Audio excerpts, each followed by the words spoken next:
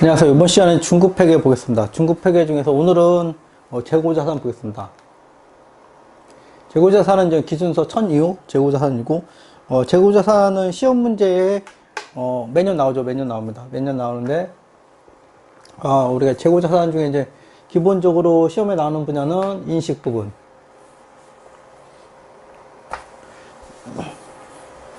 기말 재고자산,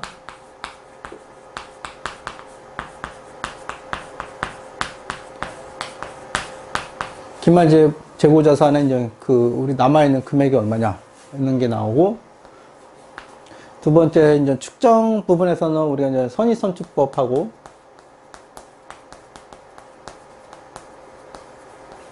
평균법,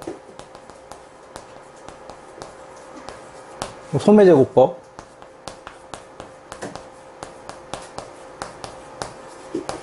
제고법이 나옵니다. 그래서 이제 계산하는 문제도 이제 많이 나옵니다. 요거는 계산하는 문제, 이것도 계산하는 문제.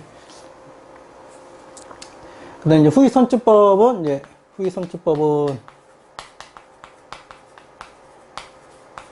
우리 IFRS 기준서는 이제 인정하지 않습니다. 인정하지 않고.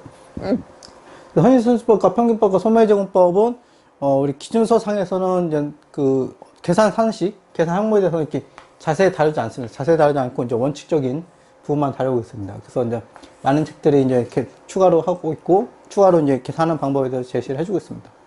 실제로 이제 계산하는 문제가 나오고 있고, 세 번째는 우리가 적합법을 합니다. 실제로 이제 우리가 재고자산을 할 때는 장부금액하고 우리가 순실현 가치 하고 비교를 하죠. 장부금액하고. 그래서 이제 이 항목별로 우리가 이제 재고에 대해서 적합법을 인식하게 됩니다. 재고자산 같은 경우는 성격하고 그런 것들 용도 이런 걸로 이제 그룹핑돼서 할 수가 있는 거고. 그 다음에 이제 네 번째는 우리가 이제 가끔 기준서에 나오지 않는데 우리가 이제 재고자산 기록, 재고자산 장부 기록, 장부 기록에 대해서 나옵니다. 뭐냐면 이게 계속기록법하고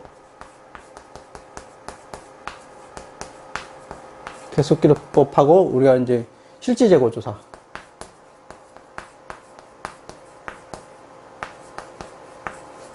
이건 이제 IFRS 기준서에 나오지 않습니다. 나오지 않는데 시험 문제에서는 이제 가끔 나옵니다. 실무적인 거라서 뭐 나오지 않는 것 같아요. 이렇게 여러분들이 이제 왜 안 나오냐면 IFRS라는 게 리포팅이야, 리포팅 스탠다드, 그러니까 보고. 그러니까 우리 이제 이해관계자한테 보고를 어떻게 할까 하는 거고, 실제로 이제 측정하는 부분, 그러니까 내부적으로 이제 관리하는 부분에 대해서는 우리가 이제 기준서에서 다루지 않습니다. 그렇기 때문에 뭐 4번 항목도 이제 빠진 것처럼 생각됩니다. 이런 것들은 이제 실무적으로 이제 테크닉적인 거기 때문에 기준서에 다루지 않는 것 같습니다. 그 다음에 5번으로 이제 우리가 하는 부분 이제 적합법하고 좀 관련되어 있는데, 이제 비용 인식, 어떻게 이제 공시, 비용인데, 우리가 이제 감모죠, 감모. 이런 것들을 어떻게 공시를 해야 되느냐를 주로 나오는 것 같습니다. 그래서 크게 하나, 둘, 셋, 넷, 5가지 정도가 이제 탑픽으로 잡으시면 될 것 같습니다. 네, 제 생각에는, 이 기말재고 자산의 인식은, 우리 1002호 재고자산에 대한 얘는 크게 다루지 않는데, 여러 가지 수익인식 부분, 우리 기준서 수익인식 쪽하고 맞물려 있습니다. 그래서 여기하고 맞물려 있고, 중요한 파트고, 그 다음에 여기 적합법을 많이 다루고 있습니다. 적합법 많이 다루고 있고, 이거는 이제 기본적인, 이거는 뭐 시험 문제입니다. 시험 문제지만 뭐 계산을 좀 복잡하게 해서 나왔을 문제라고, 요 정도가 이제 중요한 파트라고 생각됩니다. 적합법 같은 경우는 우리 실무에서도 많이 문제가 됩니다. 실무에서도 재고자산에 대해서 평가에서 적합법을 적용했냐 안 했냐가 상당히 중요하기 때문에 이 부분이 사실적으로 제일 중요합니다. 실무에서 중요하고 시험 문제에서 중요하고. 하나하나씩 이제 보겠습니다. 아이고.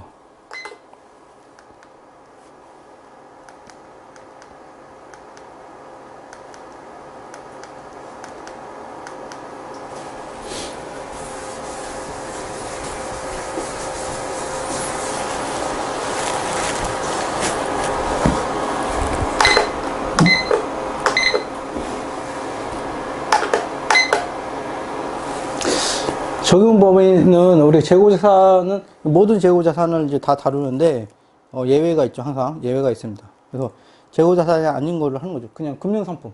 금융상품은 이제 제조업 금융상품은 우리가 재고자산 범위에서 빼고 있고, 그다음에 농림보험 활동과 관련된 생물자산과 수학점의 논리보험은 수확물, 요런 것도 이제 기준서가 다른 쪽에 있습니다. 이 정도만 그냥 가볍게 좀 알고 계시면 될 것 같습니다.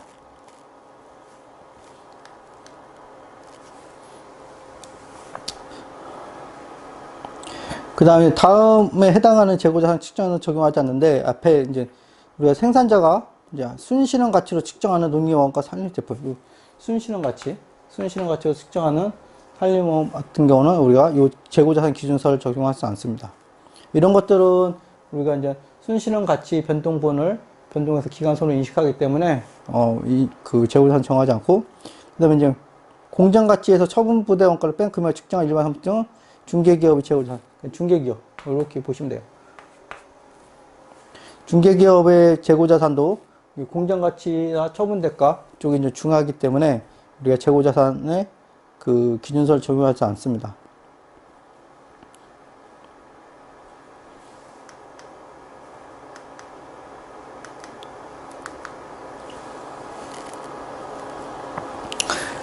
다음 용어 정의 보겠습니다. 다른 기준서에 비해서 재고자산 쪽에 있는 용어 정의는 시험 문제가 그렇게 중요하다고 볼 수 없는데, 기본적으로 이제 다 아셔야 되는 항목입니다. 그래서 재고자산 같은 경우는 보면 첫 번째가 이제 판매. 중요한 게 이제 판매랍니다. 판매를 위해 보유 중인. 우리가 통상적으로 이제 상품이죠, 상품. 제품. 내가 부르는 거. 그 다음에 두 번째는 상품을 위해 생산 중인 자산. 이거는 보통 우리가 제공품이라고 그러죠, 제공품. 세 번째는 생산이나 용역 제공 상대 원재료나 소모품. 원재료하고 소모품. 이렇게 이제 부르고 있습니다. 이런 것들은 이제 재고자산이라고 부릅니다. 그다음 순실현 가능 가치는 예상 판매 가격에서 예상되는 추가 완성원가 판매 비용을 차감한 금액. 말 그대로 이제 기업한테 유입되는 순금액, 순유입금이라고 생각하시면 돼요. 쉽게 얘기해서. 그러니까 회계에서 순자를 붙이는 거는 우리가 이제 순효과, 총액에서 뺀 거죠. 순효과라고 보시면 됩니다. 그래서 예상 판매 가격에서 관련된 비용을 차감한 금액, 순실현 가능 가치. 이게 왜 중요하냐면, 우리가 적합법 할 때 당부 금액하고 비교 대상이 있어야 되는데, 비교 대상이 이제 순실현 가능 가치가 되는 겁니다. 그래서 순실현 가능 가치를 구해야지 우리가 적합법을 평가를 할 수가 있어요.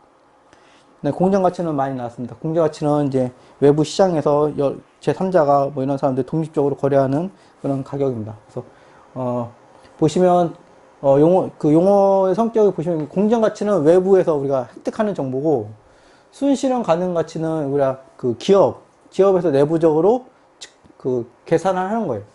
용어를 이제 그런 성격이 좀 차이가 있습니다.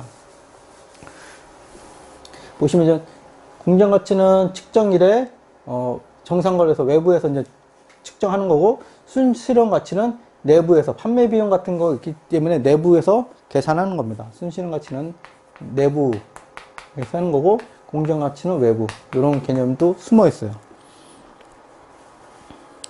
보시면 이제 여기에 이제 그런 표현이 나오는데, 순실현 가능 가치는 기업 특유 가치지만, 요 의미, 순실현 가능 가치는 기업 특유 가치라는 의미가 내부에서 산정한다는 그런 의미랑 같은 거예요. 그래서 기업 내부적으로 산정하는 가치지만, 공정 가치는 외부에서 관찰되는 금액이다. 공정 가치는 그러지 아니하다. 그런 의미입니다. 그래서 재고자산의 순실현 가치는 공정 가치에서 처분부대 원가를 뺀 금액과 일치하지 않을 수도 있다. 그래서 이 두 개가 순실현 가능 가치하고 공정 가치가 당연히 성격이 다르기 때문에 다를 수가 있는 겁니다. 그 의미입니다, 이거는. 그래서 순실현 가치는 기업이 자체적으로 이제 계산하는 거고, 공정 가치는 외부에서 관찰되는 숫자고, 그렇기 때문에 당연히 공정 가치하고 순실현 가능 가치는 다를 수가 있다. 그게 이제 그런 의미입니다. 이런 것부터 이제 기본 개념을 여러분들이 명확하게 갖고 계셔야 됩니다. 첫 번째 순실현 가능 가치와 공유 가치는 다른 거다. 순실현 가능 가치는 기업 내부에서 하는 건데 우리 기준서에서는 기업 특유 가치라는 표현을 쓴다는 거는 하나 알고 계시면 됩니다.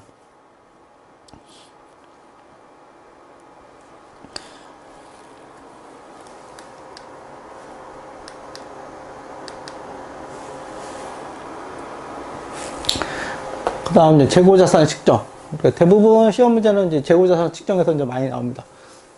아까 5가지 정도 토픽을 했었는데 대부분 다 재고자산의 측정이라고 보시면 돼요. 그래서 재고자산은 취득 원가와 순실현 가능 가치 중 낮은 금액으로 측정한다. 재고자산은 취득 원가와 순실현 가치 중 낮은 금액으로 측정한다. 그래서 저가법을 우리가 하는 겁니다.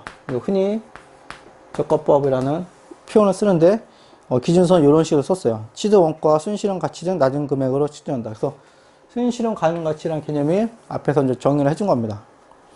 아직 취득 원가라는 건 안 나왔고, 취득 원가라는 거는 여기서 이제 바로 나오는 겁니다.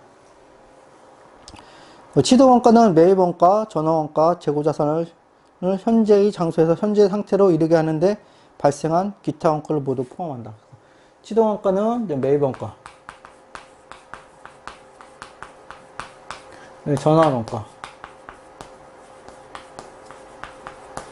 그 다음에 현재의 장소에 이르는 데까지 반영 기타 원가, 이렇게.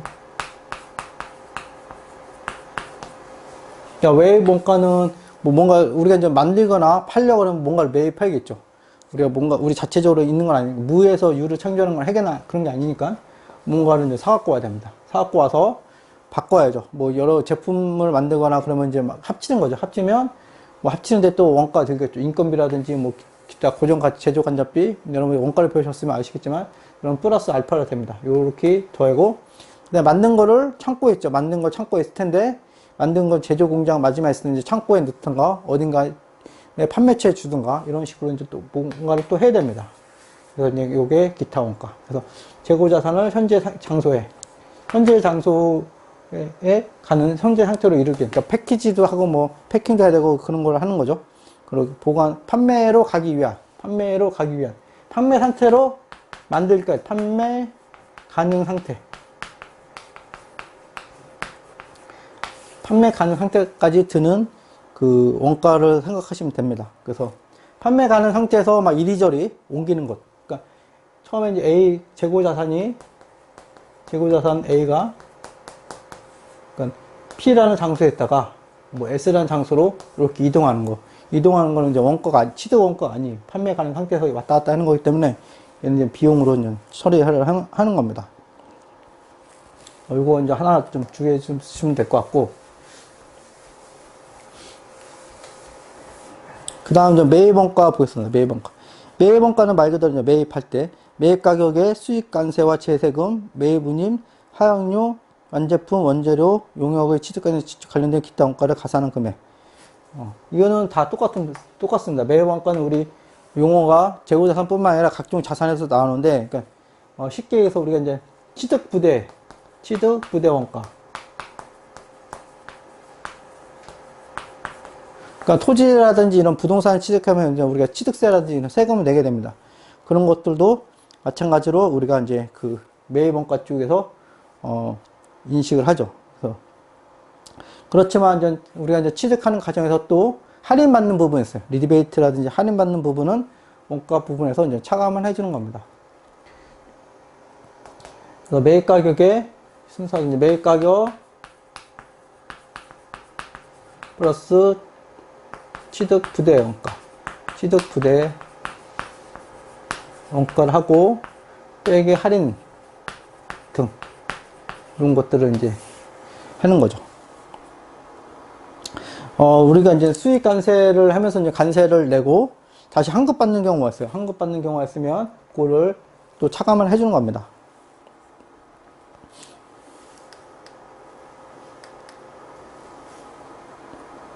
그 다음 전환원가. 전환원가는 이제 우리가 매입한 거를 가공을 해야죠. 실제 가공원가.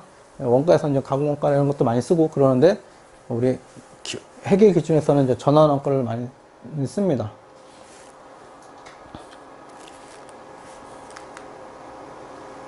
전환원가는 이제 직접 노무원가, 생산 그 제조원가, 이런 식, 제조원가, 간접원가, 노무원가, 이런 식으로 우리가 뭔가 작업을 하는, 매입하는 거를 뭔가 작업을 할 때 드는 게 전환원가라고 생각하시면 됩니다.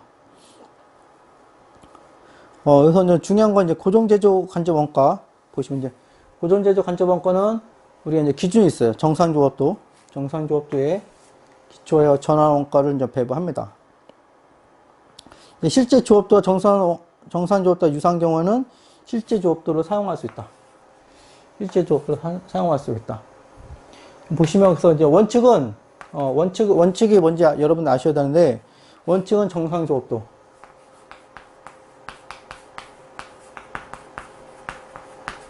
원칙은 정상조업도인데, 실제 조업도를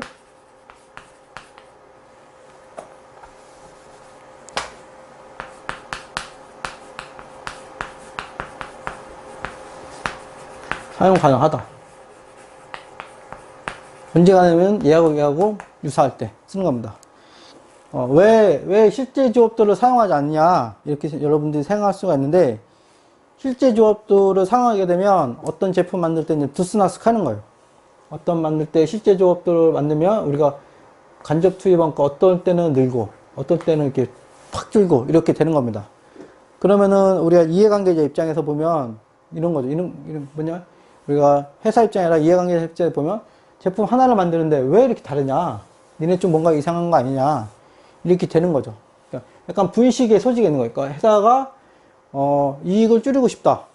이익을 줄이고 싶으면 실제 조업도에 맞게 이렇게 하는 거고, 내가 이익을 늘리고 싶다. 그러면 원가를 또 낮출 수 있는 유인인 거고. 그렇기 때문에 실제 조업도를 사용하게 되면 분식의 유인이 될 수가 있어요. 그렇기 때문에 일반적으로 전상조업도를 하면 이 회사가 기준에 막, 그러니까 원가 절감하고 있는 건지, 원가를 막 쓰고 있는 건지를 또 평가를 할 수가 있습니다. 실제 조업도를 하는 게 아니라 원칙은 정상조업도를 하고 있고, 실제 조업도는 정상조업도와 유사하면 할 수가 있습니다. 보시면 정상조업도라는 거는 우리가 이제 계획된 유지 활동에 따른 조업도 손실을 고려한 겁니다. 평균 레버리지를 한 거예요. 평균 레버리지. 그 다음에 이제 배부되지 않은, 여러분들이 원가를 좀 아셨는데, 배부되지 않은 고정제조 간접원가는 발생한 기간의 비용으로 인식한다. 재고자산 원가, 재고자산 취득 원가 같은 거는 일정하게 유지시키자는 게 기본 취지라고 보시면 됩니다.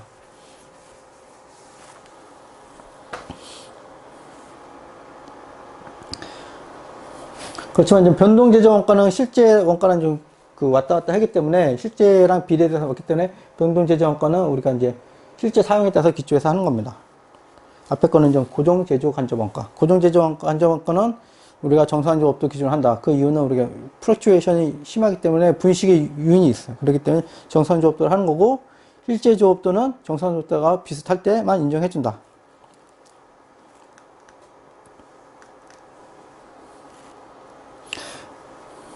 그 다음에 이제 우리가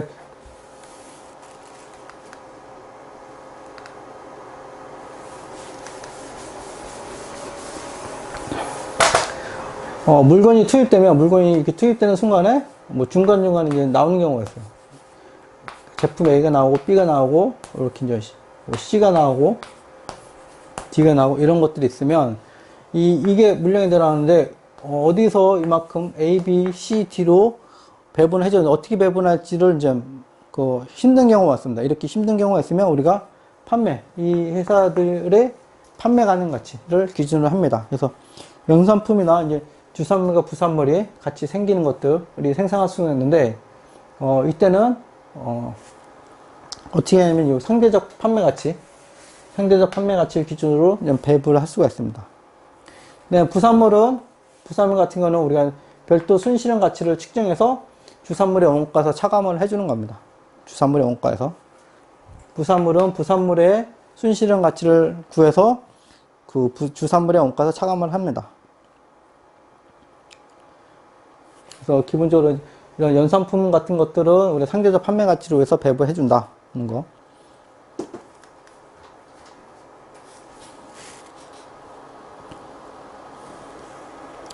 그 다음에 기타 원가 보겠습니다. 기타 원가. 여기까지 전환원가가 되면은, 전환원가까지가 거의 이제 제품으로 치면 제품이 완성된 거라고 보시면 됩니다. 제품이 완성된 거고, 아직 이제 패키지 이런 거 아는 거죠. 패킹 같은 거 아는 거예요. 그래서 지타 원가는 재고 자산을 현재 장소에서 현재 상태에 이르게 하는데 발생한 범위 내에서만 취득 원가에 포함된다. 이제 말이 좀 어렵게 쓰여진 것 같은데, 판매 가능한 상태라고 보시면 돼요. 판매 가능한 상태. 예를 들어 특정 고객을 위한 비재고 간접 원가 또는 제품지의 원가를 재고 자산 원가에 포함한 것이 적절할 수도 있다. 그 다음에 재고 자산의 취득 원가에 포함할 수 없어 발생기한의 비용을 인식해야 하는 원가 이해는 다음과 같다. 요게 이제 요걸 먼저 알고 하시는 게 요걸 이해하기 좀 쉬운데, 비정상적으로 낭비된 부분은 우리가 원가를 볼 수 없다는 겁니다. 그렇기 때문에 요거 보시면 그래서 정상 조업도를 하는 거예요. 정상 조업도. 우리가 회계 기준의 취지가 이런 비정상적인 거를 분식을 할 수가 있으니까 정상 조업도를 하는 겁니다. 비정상적으로 낭비된 부분은 우리가 바로 비용을 처리합니다. 아까 정상적으로 이런 것들이 이런 정상적으로 손실되는 부분을 평가해서 정상적으로 만든 거예요. 그래서 이걸 벗어나는 것들은 다 원가로 본다. 아니, 비용으로 처리한다는 거고. 네, 후속 생산 단계에 투입하기 전에 보관이 필요한 경우, 유해 보관 원가. 말이 좀 어려운데, 우리가 생산하면서 이제 어디 창고에 보관할 때가 필요가 있어요. 그러면 이제 보관 비용이 들죠. 그런 보관 비용은 우리 정상적으로 보는 거예요. 정상적으로 비용이기 때문에 원가로 인정하는데, 그 위에는 우리가 원가를 보지 않다는 겁니다. 그러니까 일반적인 보관 원가, 정상적인 생산 과정에서 보관하는 보관 원가는 인정하지만 그 외의 것들은 우리가 비용으로 처리한다는 거예요. 그다음에 재고자산 현재 장소에서 현재 상태로 이르게 하는데 기여하지 않은 관리 간접 원가. 이런 것들이 아까 제가 말씀드린 것처럼 이제 장소, 우리가 판매 가는 상태에서 공장이 있었고 판매 가능한 상태를 하려면 공장에서 물건을 파는 게 아니니까 판매점에 가야겠죠. 판매점에 가는 겁니다. 여기까지가 이제 실제로 이제 원가로 인식하는 거고, 판매점끼리 왔다 갔다 하는 것들은 우리가 원가로 보지 않습니다. 판매 원가 이런 쪽으로 가는 겁니다.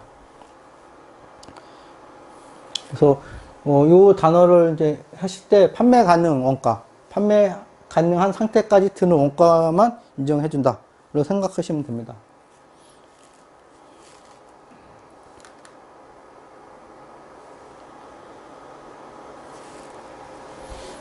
그 다음에 차입 원가가 있죠. 차입 원가는 우리가 이제 기업회계에서 따로 1023호에서 차입 원가를 규정하고 있고, 재고자산에서도 차입 원가를 인정하는 경우가 있습니다. 그래서 재고자산도 이제 장기간 걸쳐서 재고자산을 만들면 차입 원가를 인정하고 있습니다. 이거는 이때 이제 우리 1023호 기준서를 보면 됩니다. 그 다음에 이제 생물자산에서 수확한 농립어원 수확물의 취득 원가가 있는데, 생물자산에서 수확한 농림어업 수확물 구성된 재고자산은 공정가치에서 처분 부대 원가를 뺀 금액으로 측정하여 수확 시점에 최초로 인식한다. 그러니까 우리 생물자산, 사과나무 같은 데서 사과를 했을 때, 예를 들면 사과의 이제 재고 취득 원가를 어떻게 할 거냐 얘기하는 거죠. 그러면 우리가 보시면 재고서 공정가치에서 처분 부대 원가. 공정가치가 있으니까, 공정가치는 이제 시장에서 거래되는 가격이 있겠죠.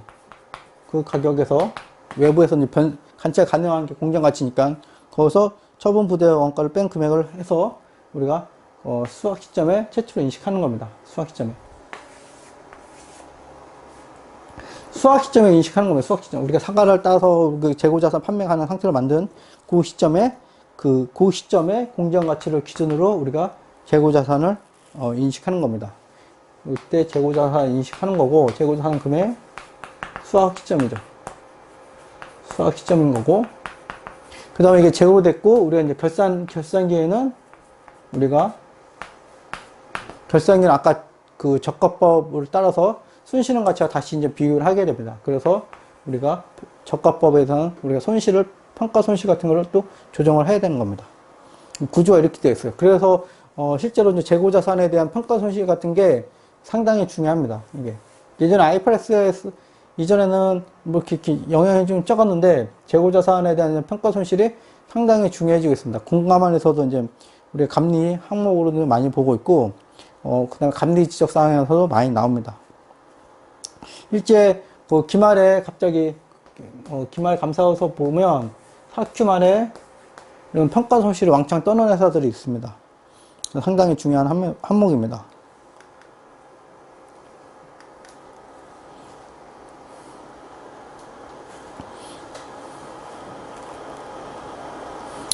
이제 원가 측정 방법 보겠습니다.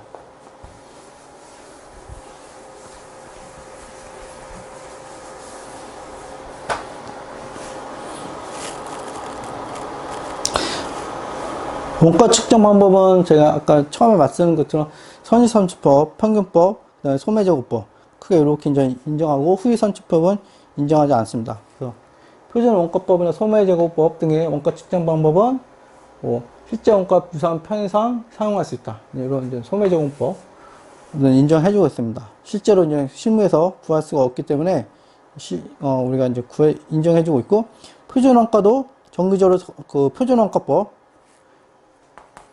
우리 이제 원가를 아시는 분들은 이제 표준원가를 알겠는데, 표준원가도 우리 인정해주고 있죠. 실제 원가와 유사한 경우. 실제 원가와 유사한 경우에 편의상 사용할 수가 있습니다.